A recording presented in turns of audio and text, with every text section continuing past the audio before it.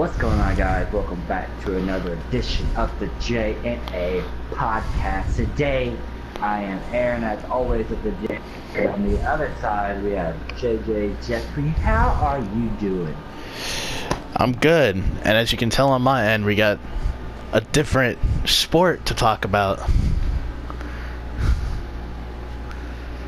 Oh yeah, I totally forgot about that. We're going to be talking about basketball. Hey guys, so I used to doing football stuff, talking about football, that I was already on Madden and everything. Yeah, I was loading in 2K with updated rosters. Okay, my bad. Today we're going to be talking about, actually, I know that we have some certain stuff. I didn't know if we were going to say it or not, so I'm going to let you say it so I don't mess it up. I didn't know.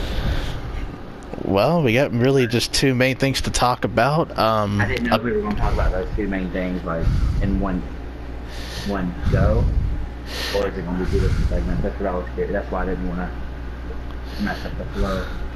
I got you. So, part one will just be, recapping the NBA Finals and whatnot, and then part two, we'll be talking about that blockbuster trade that finally happened just a few days before the NBA draft. Okay, so which one you want to do first? Well, we're going to start in chronological order. We're going to talk about the new NBA champions, the Toronto Raptors. I'm very excited for the Raptors, to be able to bring the championship home to Canada. That mind you. That was really a cool experience. How Kawhi went out there, everybody really played well, and that's really something you can't say that much. It's normally one player has to pick up the slack. It felt like everybody was on the same motion. Everybody was in the same order. Like that. Nobody had to help somebody. Like it was everybody helping everybody. Nobody had to go and be greedy with the ball. Nobody had to do anything like that. It was very organized. I like the way that it went throughout the finals. Shooting what was it, like a 90% free throw percentage in the line. Yeah, about 92. Which is crucial in games like that. Normally that's when you see lower numbers because of anxiety. Not even anxiety from a pro player, but from just hearing people boo at you when you're away and cheer for you when you're at home. That's just cool to see them stick it through and have a nice spicy 92 free throw percentage, which is a record, I believe. Yeah, it's a record. The most efficient for a team. You gotta say about this. I have a lot, but I'll just do my general thoughts, and then we'll go into each team for like a second. But my general thoughts, everyone was complaining that they wanted to see something different, and we got it. We got the Toronto Raptors, who, couldn't get past, the Eastern Conference Finals. They couldn't really get over the hump to be a championship contending team, but they were always in the conversation, it seemed like. So this season, there's some movement throughout free agency, and then the Raptors, the landscape changes, and you start to see a little bit more of a leveled playing field. But Toronto, throughout these playoffs, really separated themselves, not only with the offense, but with their defense as well, and their flexibility and their versatility. And like you said, it didn't really feel like one person with a cast, like basically what the roster is made of. It felt like everyone could carry their own weight. Everybody was all about team basketball instead of hero ball, which is great to see. So some guys that you maybe didn't hear about or know much about in the regular season, you got a better understanding of who those guys were in the big moments. And another thing, a lot of experience on this team as well. A lot of guys that have played, not necessarily in the finals, but they've played a lot of playoff games, a lot of championship level basketball. So this team was not afraid of the moment, and they went right at the Warriors. And we got a new champion, and we'll see how the landscape changes after we talk about Golden State here in a little bit. Alright, so do we want to go by team, or I'll let you start it off so I know what so I can follow you and see how you want to tackle that challenge? Okay, well, I'll start off with the Raptors. I normally do loser than winner, but I'm going to start off with the winner this time, Toronto. They went all in for this Kawhi Leonard trade. Remember, DeMar DeRozan was the guy who was on this team, and then they basically told him, you wouldn't be traded unless the right deal came along, and Kawhi Leonard was that deal that they were talking about. And they were able to get Danny Green as well, who I know he struggled throughout, but he had some big games that, if he doesn't shoot that well. You don't even got to say a game. You had some big moments. Yeah, absolutely. Like going 6 for 8 in Game 3 from the 3-point line. If he goes like 3 for 8, you probably don't win that game. If he goes, like 1 for 8, you definitely don't win. But, just stuff like that. I mean, you got to play well in these big moments, obviously. But for Toronto, their first ever finals appearance, first ever finals win. So they're 1 for 1 on that one. And this is a team, coming in who the perception of this team was basically one superstar, one kind of borderline, if not all-star caliber point guard in Kyle Lowry, and then a bunch of dudes. That was basically the perception. May I say something real quick? Go ahead. And that reminds me of a discussion we had off camera. I was bringing up the whole, and you need to. I feel like you need 2 superstars to win finals, to win games, and this is the team that we talked about. Was you had a superstar and you had an almost border lead, and it was crazy how things go. So I'll hand it back over to you. I just wanted to make that point. It's not all about one player sometimes. Yeah, absolutely. I mean, Toronto was an example of not needing a bunch of big name players to win titles. Going into this season, Pascal Siakam was averaging 7 points a game. In the playoffs, he's averaging damn near 20, if not 20. In the regular season, he averages like 17. So that was a player that took a big jump and was crucial to this team winning a title. If Pascal's not taking some of the offensive load, the focus goes straight in on Kawhi Leonard and Kyle Lowry. Everybody made some big shots at Waka. I mean, all of them guys, dude. Yeah. Like, I really say that I'm proud of it. I'm glad everybody played well. Yeah, Ibaka was giving you 20 points off the bench, and there was one game where everyone scored 17 or more. Absolutely. And Fred VanVleet actually got a Finals MVP vote, which I thought was pretty nice to see. Which, all I'm going to say is I'm excited, really, that there's a new champion in town. It's definitely freshening up the league. Now, granted, they didn't beat the fully healthy Warriors. However, injuries are a part of the game. They suck. But it was still a great finals nonetheless. And I don't want to think of it like about the injury side. I'm just Toronto won, and I want to stay with that. All right, and that's fair. So for you, we're going to start with you from Golden State's perspective. Since you brought it up, I will say Golden State really did have some big injuries. 80 down, and Clay was going off pretty much the whole series. Like, he was really putting in them, and he went down ACL in Game 6, right? Is that what it was? Was it torn ACL? Yeah, Game 6 being diagnosed, as torn ACL. Yeah, and he was really going off. That could have been the game. That could have been their game to win. Honestly, I don't be that guy. But if Clay didn't go down and have to stop the momentum and stuff, I think they would have probably won too. Yeah, I mean, I don't want to be that person. But that's injury part of the game. Said it, you said it. KD, now that was, people on Facebook, me, you and Dalton, people were pretty much predicting that was going to happen. Like, we predicted it without saying that, without being mean about it. Like, we knew that if he came back too early, he was going to push himself, and what would happen?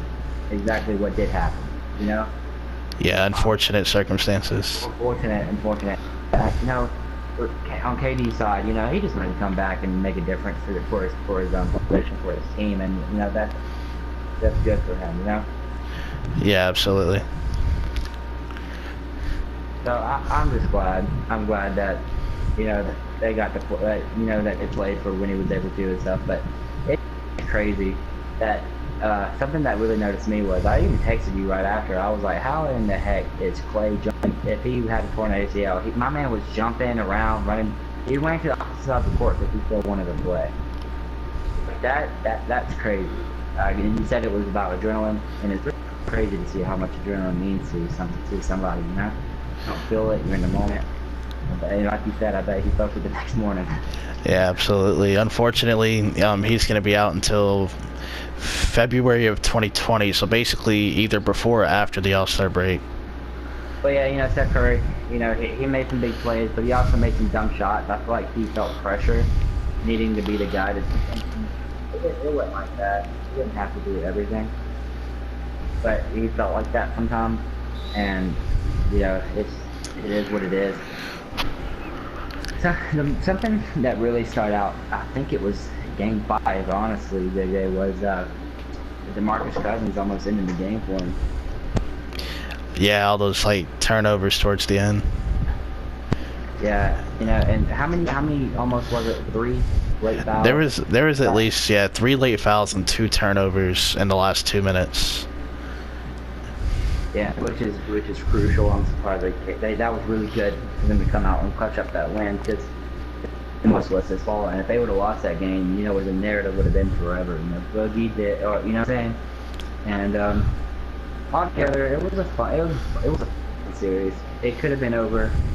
It could have been 5, and that it's you know what I'm saying. But like you were saying, you're glad that they won some games to make it interesting, because more basketball is more basketball any day, But I bet the Raptors fans wouldn't want it to go anymore. Yeah. They weren't interested in. They just wanted the season to be over with a dub, and they ended up getting it in Game 6. So good job Golden State for putting up a fight. I wish, but I'm gonna bring over from the NFL a little bit. Even as an NFL fan, becoming new to basketball, I don't wish injuries on nobody. Like a hated player in the NFL, I wouldn't want no injuries on him, because how would I feel if my favorite player got injured? And that's pretty much what I gotta say about injuries. I hope y'all ain't somebody who wants injuries on somebody. Yeah, I would hope not either. Golden State. Unfortunate circumstances allowed Kevin Durant to come back in Game 5. And you know what? Even though he came back and he was still hurt or whatever, he looked like Kevin Durant. He didn't look like a shell of himself. He didn't look like 70%. He looked like Kevin Durant when he came back. He played 12 minutes and put up 11 points. 3 for 3 from 3. I mean, he looked like Kevin Durant, and it's that simple. Unfortunate circumstances, ruptures his Achilles. But him coming back, I have a lot of respect for. Now, regardless of who was wrong, who screwed up with the medical report, whatever, that's a whole nother discussion. But for Kevin Durant to come back, it just speaks volumes, because obviously when he left Oklahoma City, it did upset me for a long time. But I did respect this game. But of course, Kevin Durant, it showed a lot of character, because everyone has this perception that he's sensitive and all that, and he just showed signs of being, no pun intended to the team, but a warrior. Someone who's going to battle and who wants to be there for his teammates. And he never really showed that much character, prior to this game. And then Klay Thompson getting hurt. Something that I've told you off camera a variety of times is Kevin Durant can get hurt. I still think Golden State will win. DeMarcus Cousins can get hurt. I still think Golden State can win. Klay Thompson gets hurt. They don't have a shot. Literally, because he's their best shooter outside of Steph. And when Klay Thompson's out, the defense can focus in on Steph more. And you saw Toronto was able to switch from running man-to-man to a box-and-one, on the fly. And the Warriors got to the point where their defensive personnel was so bad, they had to run zone defense on the Raptors. And they would have to let guys go in the corner, because They're too busy trying to protect the paint, and at least the perimeter, like in front of them. But for Golden State, it sucks. You know, Sean Livingston, I think, is gonna retire. Like, I think that's what he said at the beginning of the year. In terms of free agency, I don't know. Klay Thompson, his dad says that he wants to stay and re-sign. Kevin Durant, kind of an unknown. That's a big loss for them if he loses Klay, if they lose Klay. Yeah, because, you know, like I said, I don't think they can win a title without Steph and Klay. I mean, that's just tough, you know. And with Kevin Durant, no one really knows at the moment. If I were KD, knowing that I'm going to miss the season, just opt into the player option. You know, I know it's $27 million, but I mean, come on, dude. Just do it. Opt in. You know, sit out, stay healthy, or get healthy or whatever, and then reset your market next season. But I guess bottom line, injuries caught up with Golden State. Some inconsistent play down the stretch, a lot of turnovers. They weren't playing their brand of basketball, and that's what costed them the series. That's sad to say, going back and thinking about it. Yeah, and I mean, with the Kevin Durant injury, I mean, it impacts a lot for free agency. I mean, teams are going to bid on him because he's Kevin Durant. You know what I'm saying? Before the injury, he was one of the best players. So, you know, they're still going to go after him. And I know people are scared of what if he's not going to be the same again. KD's a technically sound player as well. He's not a guy that relies solely on athleticism, like a Derrick Rose when he went into his prime, or current day Russell Westbrook, John Wall. He's going to be fine because he's technically sound. He's got that jump shot, a consistent one, so he's going to be okay. Great way to... All right, Aaron. So something, or part two at least of this conversation, is the big trade that we thought was going to happen at the trade deadline didn't happen. Rumored. It actually happened on a random Saturday when I was picking up my new phone. So let's talk about it, man. Anthony Davis, superstar for the Pelicans, getting traded to the Los Angeles Lakers for Lonzo Ball, Josh Hart, Brandon Ingram, and the number 4 overall pick, along with 2 additional first-round picks that could turn into more picks, I believe, based on the protection and stuff. Yeah, it's honestly... Let's just both say we know who won the trade. Even though the Lakers got AD, the Pelicans still won the trade. I hate to say that, but you gave up way too much for him. That's finesse. Like even like one of the best players in the league, I wouldn't. I don't know how it is for some people, but even in any different sport, I would never give up for my first round pick. Especially the 4th, because you know who you could have got that 4th pick? You could have got somebody. I'm not gonna call any names out, but you could have done something. You know, you could have replaced one of your holes from Lonzo or something that you traded previously. Could have traded for an all-star caliber player, like what the Pelicans might do. But you know, anyway, it's just I'm glad that the Lakers finally got that superstar that their fans been wanting for a long time. You know, every year you hear stuff about this is who's going here. You know, rumors say that 3 superstars are going to trade or going to sign with the Lakers in free agency. You know, so it's just it's cool to see that. It's cool to see the player actually went there. Because you know, back in the day, me, you, even you know, people you were skeptical of everything you say, or you'd be like, I believe it when I see it. You know, because of how many rumors we hear. But yeah, I'm glad that it happened. I just wish they wouldn't have gave up that much. But the Pelicans, they're looking good for a long time. They did.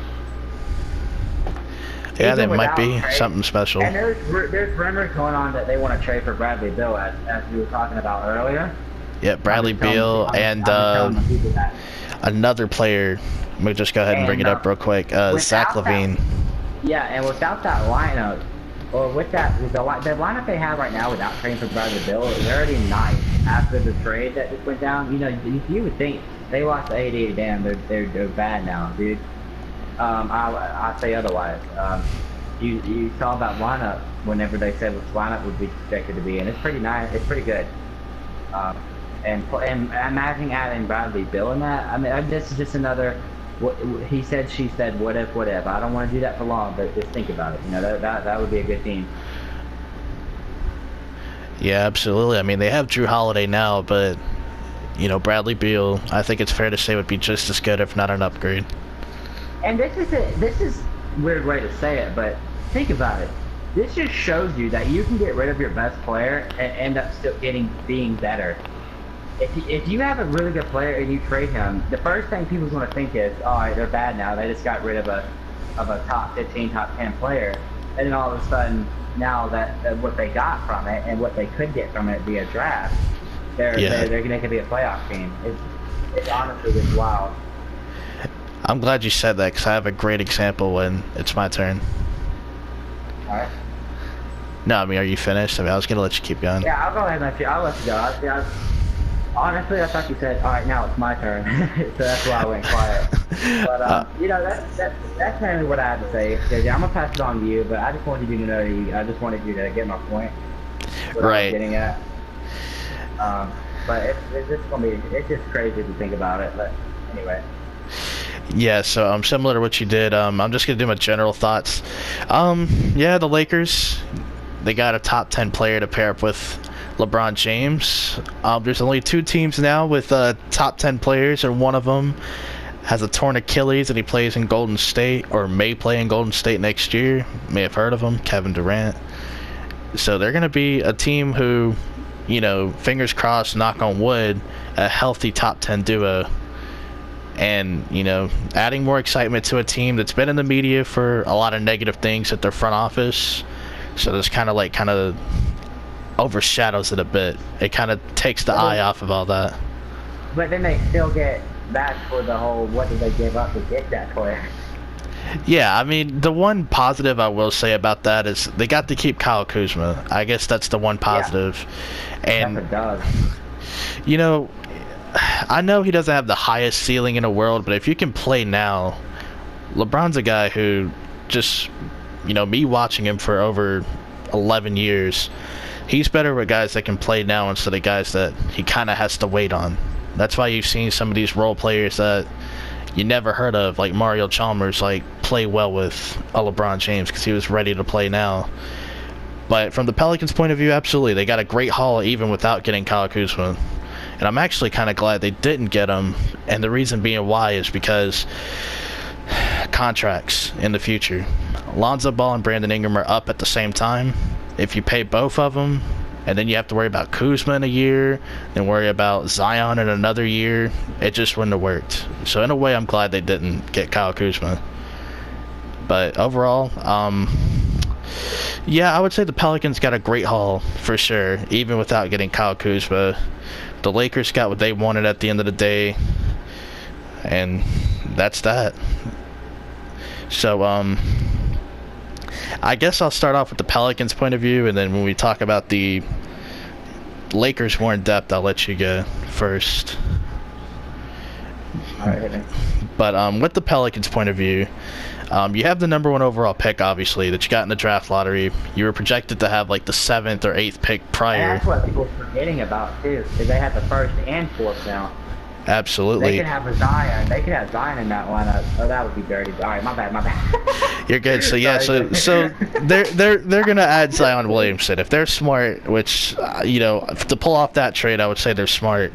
They're gonna add Zion Williamson. Now, Julius Randle did opt out of his contract. Julius Randle is a less athletic version of what Zion will probably be as soon as he steps into the NBA. And I'm not saying that in a disrespectful way, but you can't expect a rookie to be a superstar immediately. LeBron wasn't a superstar immediately. He was a great, almost all-star caliber player, and then he skyrocketed to greatness. You can't expect that from Zion just yet. But anyway, you're going to have Lonzo, Drew Holiday, but maybe you won't depending on what you do with that 4th pick. Because you could trade Drew Holiday for a big man to complement Zion. Don't forget that, because somebody will take Drew Holiday, especially a championship team.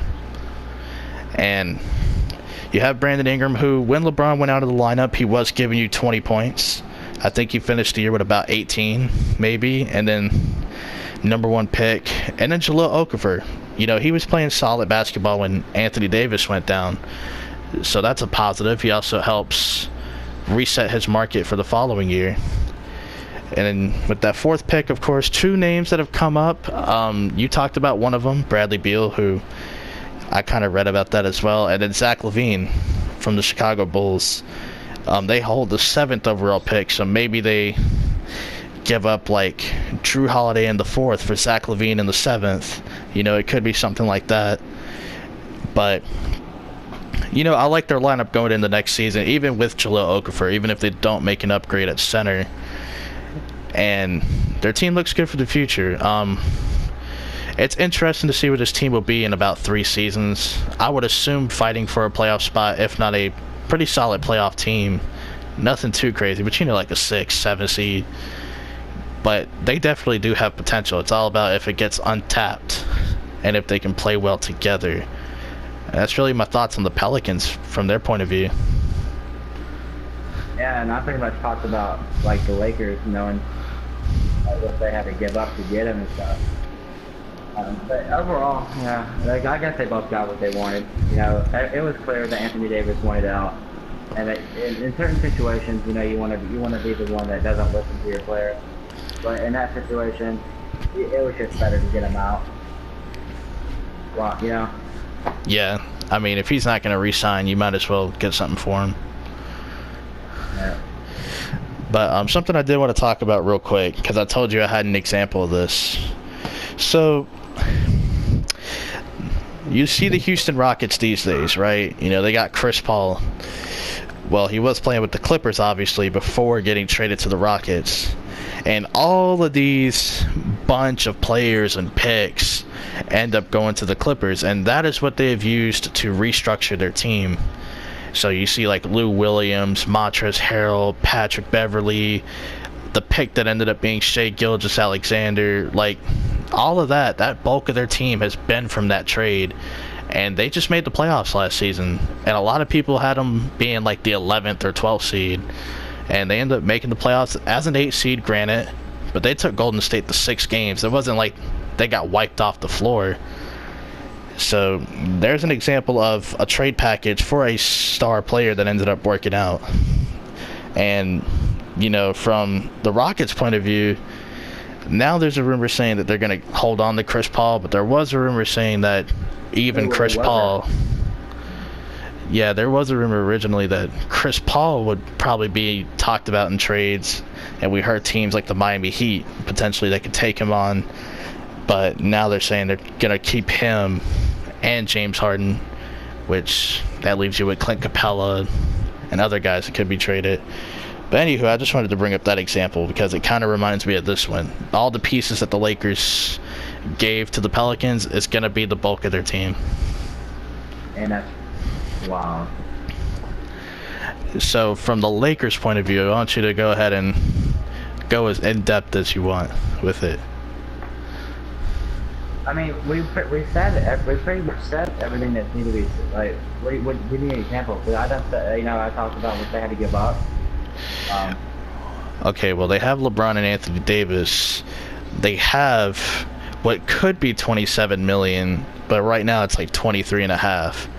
So I was gonna ask, like, what other moves should the Lakers make, and what other moves do you think they'll end up making? All right, now that AD's there, not saying that don't take this the wrong way, but if if a player wasn't thinking about signing there before that, then it might be on the radar now. You know that for sure. We have 2 really good players on that team, and you know, if if everything goes right with the whole situation, they will have 1 max contract that they can afford, and that is nice for LA. You know they still got to fill out their roster and stuff like that. Was a big hit for them this trade, but you never know. You know, you got a max contract. I want you to fill out some ideas after I'm done of who you would say who would you, if you were the Lakers, get the max contract to, if you don't mind? Yeah, of course. But you know, that's what I'm looking forward to see. I just want to see what they do with that money. Do they do it to get like just average players, or do they go for a max contract. It's going to be really interesting, JJ. And with that, I'm just going to turn it over to you because I'm really interested in see what you got to say about the max contract. There's only one max contract player I would go for if I'm the Los Angeles Lakers. And it's probably not the greatest fit, but in terms of just hooping, it just makes a lot of sense. And that one player spent some time in the playoffs this past season. You may have heard of him. Jimmy Butler. That is the one player that I would go in for. Not Kyrie, not Kemba. Hey, that's a shooter, and that's what they need, man. That's what they want. And a great defender and a pretty solid free throw shooter. So he checks all the boxes. Don't be cute and try to go for a point guard. Get a guy that can play shooting guard or small forward, depending on the lineups that you want to throw out there. You can run a lineup with 2 guards, Butler, LeBron, and Davis on some nights if you want Kuzma to come off the bench and be the guy. That would be a dirty team, man. If they could fill out the roster, that's a really good. That would be, you know who that would remind me of? Who would it remind you of? The 76ers. Stars for the starting lineup, and then after that, you know, when their bench is out, that's where you got to worry. But you understand where I'm coming from? Yeah, I understand, and that is why I'm going to present you a different scenario now, where they're not going after a max contract player. Because I don't want them to be worried, because if I'm the Los Angeles Lakers, and if I'm a fan of LeBron or Anthony Davis, I don't want there to be any scapegoats or excuses. So that I want them to take that money and fill out the roster. I want them to go for like the J.J. Redicks of the world, the Wesley Matthews of the world. Why? Because they're shooters. J.J. Redick, not the greatest defender, but you know, you have AD cleaning up. This team didn't have an Anthony Davis prior. Literally just get a shooter. That's what I would say. Absolutely. You need to bring in shooting. You need to fill out this roster. You're going to go in there and play with 5 dudes against teams that are going to run 10, 11 guys. Be my guest. Go ahead. Get tired. Get in foul trouble. No one's going to fill in for you. So fill out this roster. You don't have to go for a max player. You know, just fill out the roster. Bring in guys that can shoot, come off the bench, give you a bucket. Guys who, at times, you could throw into the starting lineup. If you want, like, a Kuzma, like we said, to come off the bench and provide a spark. Not that, you know, he should or anything. I'm just saying certain nights you would have to entertain it. Especially in the playoffs where we see teams run lineups that you don't normally see. Like Serge Ibaka and Marc Gasol in the same front court for Golden State. I mean, not Golden State, Toronto going against Golden State. And then you see lineups with, like, you know, Quinn Cook, Steph Curry, and Sean Livingston. Like, teams run weird stuff in the finals and in the playoffs. The Lakers could do that. Just fill out the roster. Don't go for a max player. You have 2 stars already. Get guys who can actually play. I mean, I will say this, even if they do go for a max and they become the new 76ers, I mean, look at the 76ers. It was one buzzer beater away from the what would you consider? The conference finals. Look at me. I got it. But, I mean, that's not bad either, JJ. That's all I'm saying. One buzzer beater away. I mean, yeah, it's not bad, but they would have never been in that position if Joel Embiid were healthy, not playing inconsistent, and probably had a little bit more shooting off their bench. They probably would have ended it in 5 or 6. And, you know, the 76ers, yeah, they have a lot of talent, and I know they want to try to keep Jimmy Butler. The 76ers would have ended it, or do you think the Toronto would have ended it? If the 76ers had a consistent, not sick, dealing with knee pain and stomach flu, Joel Embiid, and more shooting, I think they would have ended the series. Absolutely, I do believe that. Because they would then have the scoring off the bench. They would have Joel Embiid healthy. But we'll talk about the 76ers another time because I got some takes about them. But yeah, I mean, it's not the worst situation in the world to be the 76ers of the West, even though my recommendation would be try to be the Raptors of the West because they actually won the title. Yeah, do you think the 76ers would have won would have beat Milwaukee? So you got me started now with that statement of yours. That's tough. That's tough because Giannis owns the Ben Simmons matchup. But Jimmy Butler as well is a huge X factor. But all of those complementary role players for Milwaukee, they play well around them. However, they had a bad series against Toronto, who's a better defensive team, so that could have been a 7-game series. I mean, I don't really know who would win. Use your imagination. But okay, my bad. You just had me thinking. The Lakers should aim to be the Raptors of the West. You have 2 star players, or at least one, and for Toronto's case, one and an all-star player, and then guys who fill their roles, do the job, and guys that you can rely on to get buckets when your guys are in foul trouble or any fishy shit goes down. And I'm totally for it, filling out your roster with shooters. That's the main thing they haven't had, is shooters. Yep, they were one of the worst 3-point shooting, free throw shooting, and defensive teams. So they need to fill that out. Not trying to bash, but the facts are there. And this is the year to go for it. I was kind of on the side of, well, if you're going to get Anthony Davis, why make the trade? You could have kept all that and added Anthony Davis with your money. But I do respect him for it because this is the year to do it. Klay Thompson's not going to be back till like mid-February, early March. KD's not going to be healthy even if he stayed with Golden State. Houston, we don't even know what's going to happen with them. We don't know their future. Teams like Portland and Oklahoma City are just too hot and cold. Utah doesn't have the firepower offensively, and Denver's a younger team, and even though they did exceed expectations, I don't know how they would play with this lineup, at least with this duo of LeBron and Anthony Davis in a 7-game series. So this is the year for them to send it. If they can't win the championship. Legal. I mean, I don't care if you hate LeBron, love LeBron, not you, but in general, if you're a fan, that's not going to be easy. You got LeBron and you got Anthony Davis that you have to worry about. Absolutely, but this is the year they do it. So in my opinion, if they don't do it, and this is similar to the Rockets when they were up 3-2 against Golden State, they could have easily closed it out. And the same thing I said about them, I'm just going to go ahead and say it about the Lakers. If they can't win the title, there's no excuses. You put yourself in this position, you got to be able to figure it out. You got the best player in the world, another top 10 player in the world. You have Kuzma, who you were blessed to keep somehow in your trade package. That was really nice of them. See, yep, maybe so we're sleeping on that. They might have done something that we don't know about. But keeping Kuzma is key. That was really key to them. And and I bet the Pelicans knew that. So the fact that they didn't get Kuzma is a win for LA. Yeah, I mean, it's a win for LA, especially if he's able to take a jump, but he has been kind of the same player. But if he does take a jump and is a little bit more consistent... The player that could take the best jump, though. I'll come out on air and say that right now. He's the player that what? He's the player that probably had the most opportunity to have the biggest jump. Out of those young guys. You see, that's tough because that's a hypothetical. Other than Lonzo learning how to shoot a 3, that's honestly, I like Lonzo's defense is okay, passing is great, and all he needed to do was learn how to shoot, and Lonzo would have beat him. But I think Kuzma.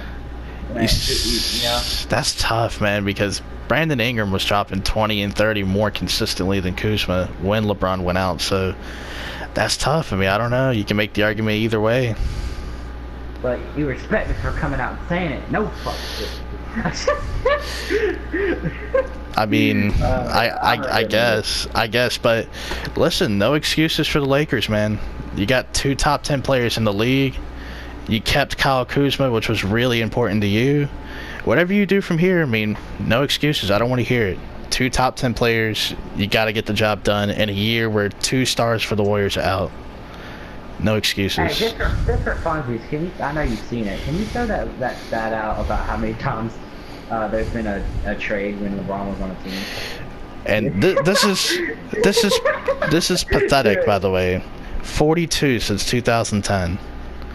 This is pathetic. You have the best player in basketball, and you got to make that many trades, and you got to force that many power moves. Like, come on.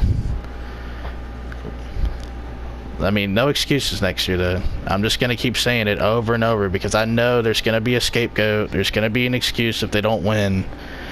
oh, we didn't have enough help, no supporting cast. Well, you shouldn't have put all your chips on one table, and you should have built the team instead of building a big three Ice Cube League lineup. Anywho, that's fun. This has been a good discussion. But do you agree with what I said? Yeah, I would spread it. But you know. No, not with that part. The no excuses part. Oh yeah, for sure, dude. Well, you know, yeah, you know, even how I feel about the situation, you don't need to put all your chips on the table if you're not ready to do it. If you're not ready to put all your chips on the table, and I guess they felt like they were ready. So you know, I'm not going to comment anymore on that. But I will say that I think I hope they know what they're getting themselves into. Yep, and I mean, you know, it's just one of those situations, man. Like, this is like lining up for them to win. Like, if they can't do it, it's gonna be a letdown, man, and it's gonna be that much sweeter for the Pelicans, especially if they're able to have a better record without Anthony Davis, which is possible. I don't know if it'll be next year, like if they have a better record, but if they do, boy, there's going to be a lot of discussion. Yeah. But this has been a good discussion, hasn't it? Yeah, I mean, we put ourselves out there, and we told it like it is, man. Alright, you ready to top it off? Yeah, absolutely. You go ahead and do your thing. Guys, I've enjoyed. Yeah, I want to say anything, you know, just leave a comment on anywhere, social media, comment section of YouTube's, anything, and we'll get in touch with you. We'll get you on the show. Yeah, all banter. We just like to mess around, you know, talk some sports. Please, hey, show some love about our first basketball podcast. You know, this was really fun to do. Absolutely. Hopefully we could do more in the future, or not. Pretty much not no more because the season's over, unless something happens. But yeah, let's just. I mean, we'll do a free agency recap. Okay. And maybe a little bit of the draft. You guys have enjoyed. Peace out. Peace.